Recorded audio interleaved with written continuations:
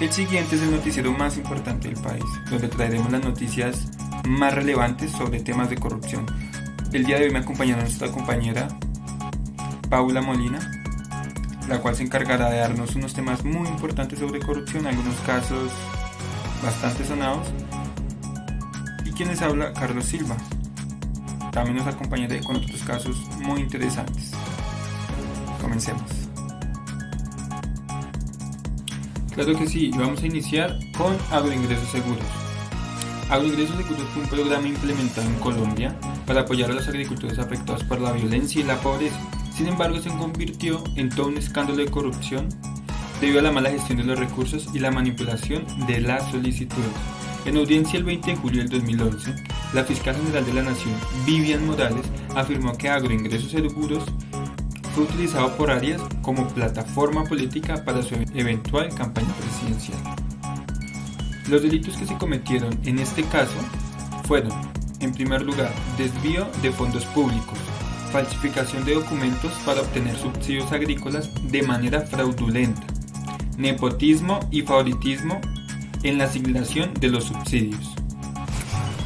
Los delitos que se cometieron en este caso fueron, en primer lugar, el desvío de fondos públicos, en segundo lugar, falsificación de documentos para obtener subsidios agrícolas de manera fraudulenta y por último el nepotismo y favoritismo en la asignación de dichos subsidios. Se involucraron varias personas con diferentes sanciones. Uno de los involucrados fue el en ese entonces presidente Álvaro Uribe Vélez, Andrés Felipe Arias, exministro de Agricultura de Colombia, extraditado y condenado además por 17 años de prisión, el viceministro de Agricultura Juan Camilo Salazar, condenado en 2012 a 10 años de prisión, y por último agricultores y empresarios agrícolas beneficiarios de los subsidios fraudulentos como Ismael Pantoja. Este era un poderoso terrateniente presuntamente narcotraficante. Este recibió un subsidio de 500 millones de pesos, además de la ex reina de belleza y modelo Valeria Domínguez y otros 4 integrantes de su familia, sus 2 suegros y cuñados. Entre esta familia de la actriz recibieron 2.200 millones de pesos. Las sanciones que fueron impuestas en este caso se dieron a varios funcionarios gubernamentales, los cuales fueron destituidos de sus cargos. Algunos implicados enfrentaron cargos penales y fueron condenados por corrupción. Los errores o fallas que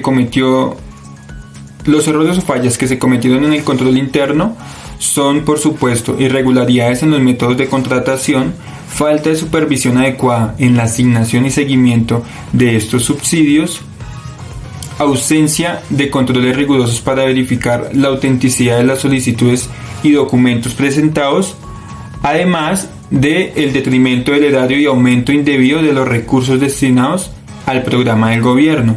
Por último, podemos evidenciar las deficiencias en la auditoría interna para detectar y prevenir irregularidades.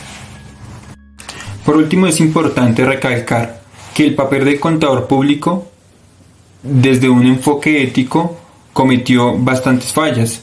Los contadores públicos desempeñan un papel crucial en la promoción de la transparencia y la integridad de las organizaciones. Estos también deben actuar como guardianes de los recursos financieros y garantizar que se utilicen de manera ética y responsable. Es fundamental que los contadores públicos mantengan altos estándares éticos y se nieguen a participar en prácticas fraudulentas o corruptas. Además de esto, deben promover una cultura de cumplimiento normativo y ética en todas las áreas de la organización. Muchísimas gracias, compañero Carlos Silva. En otras noticias, el caso de Yaleris Política se refiere a un escándalo político ocurrido en Colombia en el año 2004 con el expresidente Álvaro Uribe Vélez. Este caso gira en torno a la denuncia de la excongresista Yledis Medina, quien recibió sobornos a cambio de votar a una reforma constitucional que permitiría la reelección presidencial. En el contexto de la discusión sobre la reelección presidencial, Yedis Medina afirmó que fue objeto de soborno y presiones por parte del gobierno para asegurar su voto a favor de la reforma constitucional. Según sus declaraciones, se le ofreció beneficios personales y para su suscripción personal, a cambio de apoyar la iniciativa. Estos beneficios incluían impuestos en el gobierno para sus allegados y a la reelección de proyectos en su región. Delitos cometidos. Primero, cohecho. Ofrecimiento de sobornos a congresistas a cambio de su voto favorable en la reforma para permitir la reforma presidencial. Segundo, requerimiento ilícito. Recepción de grandes sumas de dinero por parte de algunos implicados, como Yedis Medina, provenientes de sobornos. Tercero, corrupción. Manipulación de procesos legislativos para obtener beneficios personales o políticos. Cuarto, abuso de poder. Utilizando de cargos públicos para obtener ventajas inéditas o favorecer intereses particulares. Quinto, falsedad ideológica en documento público, elaboración de documentos falsos o alteración de documentos públicos para incurrir actividades delictivas. Personal involucrado: Yedis Medina, funcionarios del gobierno y posiblemente empresarios o grupos de interés a la reelección presidencial. Primero, Álvaro Uribe Vélez, presidente de Colombia, acusado de persuadir a congresistas para obtener votos favorables a la reelección presidencial. Segundo, Yedis Medina, ex representante a la Cámara, admitió haber aceptado sobornos a cambio de votar favorablemente la reforma constitucional. Tercero, Sebas Presley de la Vega, exministro del Interior de Justicia, condenado por ofrecer provincias o congresistas a cambio de votos. Diego Palacio Betancur, exministro de la Protección Social, condenado por participar en el ofrecimiento de favores a cambio de votos. Quinto, Teodolindo Andebaño, excongresista, condenado por recibir en una notaría como soborno para ausentarse de la votación. Sexto, Alberto Velázquez, exsecretario general de la Presidencia, condenado por ofrecer cuotas burocráticas a cambio de votos. En este caso, las fallas del control interno que se tuvieron fueron por dos instituciones: la primera, la Corte Suprema de Justicia de Colombia, y la segunda por la Fiscalía. La Corte Suprema de Justicia de Colombia en este caso no ejerció un control adecuado en el caso de la Yedis política, permitiendo a todo caso la penetración de la corrupción política. Por otro lado, la Fiscalía no logró prevenir ni detectar a tiempo los actos de corrupción en el caso de la Yedis política, evidenciando fallas en su función de investigación y persecución del delito. Además de esto, la ausencia de normas de conducta no fueron claras. La falta de normas claras y la aplicación inconsistente de las mismas contribuyeron a la perpetuación de la corrupción. Se debe tener en cuenta que el papel del contador público debe ser transparente y ético. Los contadores públicos deben abogar por la integridad en el proceso legislativo y en todas las áreas de la vía pública.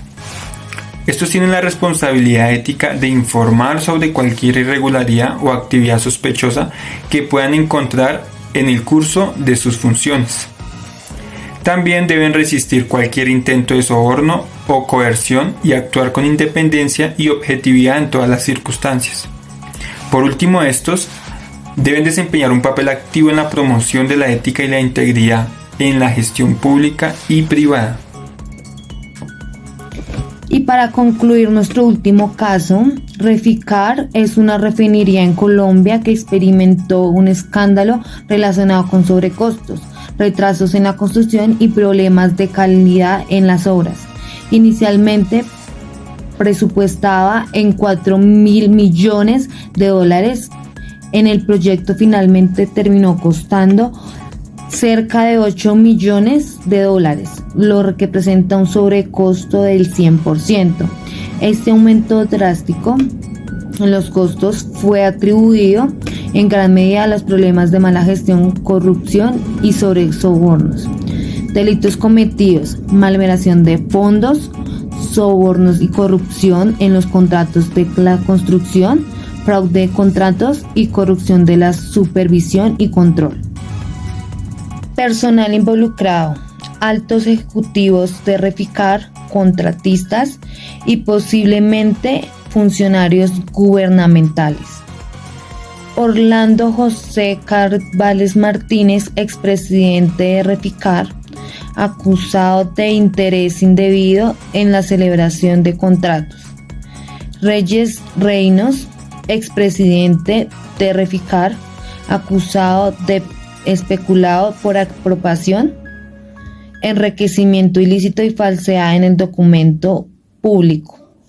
Philip Facherman, implicado en interés indebido en la celebración de contratos. Pedro Alfonso Rosales, ex vicepresidente y asesor jurídico de Reficar, acusado de interés indebido en la celebración de contratos. Maxou, acusado de especulación de la apropiación, enriquecimiento ilícito e interés indebido en la celebración de contrato. Carlos Alberto Lloreda Silva, ex revisor fiscal de Reficar, procesado por falsedad ideológica y documento público especulado por apropiación. Sanciones impuestas. Primero, Reyes Reynoso Llanes. Sanción disciplinaria: suspensión en el ejercicio del cargo por 12 meses. Convertida en el equivalente a 12 salarios devengados, es decir, 451 millones de dólares. Inhabilidad especial para ejercer cargos públicos por el mismo tiempo. Segundo, Orlando Cabreles Martínez y Felipe Castilla Canales, condenados a más de 5 años de prisión, inhabilitación para cargos públicos y multas significativas. Tercero, Pedro Alfonso Rosales Navarro, Diana Constanza Calixto y Javier Ganaro. Absolución: la Procuraduría General de la Nación los eximió de los cargos. Errores de control interno. Primero, falta de supervisión efectiva o una falta de supervisión adecuada por parte de las entidades gubernamentales y los órganos de control externo, lo que permitió que se cometieran prácticas corruptas sin ser detectadas durante un largo periodo de tiempo. Segundo, débil fiscalización en la contratación. Se observa una deficiencia en la fiscalización de procesos de contratación, lo que facilitó la adjudicación arbitraria de contratos a empresas no calificadas. Tercero, fracaso en la gestión de riesgos. No se realizaron evaluaciones adecuadas de los riesgos asociados con el proyecto Reficar. Cuarto, corrupción de los órganos de dirección. La corrupción también penetró en los órganos de dirección de Reficar, como se evidencia en la participación de los exdirectivos y prácticas ilícitas, lo que indica que falló en los controles internos de la integridad y ética empresarial. Quinto, insuficiente supervisión de los contratistas. La falta de supervisión efectiva sobre los contratistas permitió la inflación artificial de costos y el desvío de los recursos, lo que resultó en pérdidas significativas para Reficar y el Estado.